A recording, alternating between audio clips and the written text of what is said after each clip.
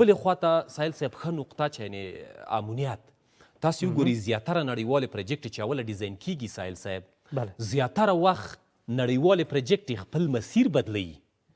ولو چې په دې پوهېږي چې زما مسیر لرې کیږي بعضې ستونزې راپسې کیږي ولې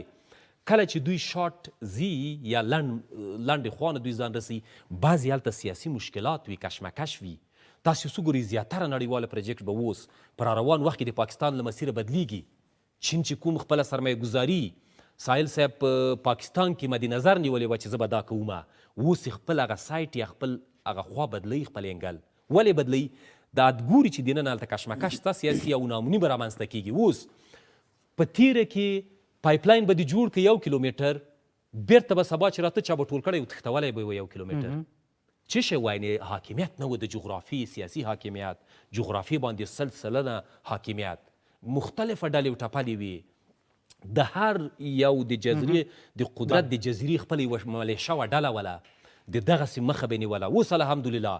امنیت زه درته وایم چې 80 رول په دې پروژې په پلی کولو کې لوبولی ده تاسو وګورئ په هرات کې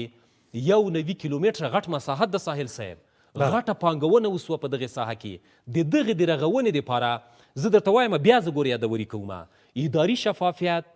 په افغانستان کې امنیت او هغه ډلې وټپلې له منځه وړل چې هغه یې تهدید دغې پروژو ته جوړاوه دا له منځه وړل امنیت او اداري شفافیت دغه کار کړی دا 90% پروژه چې تکمیل سوې ده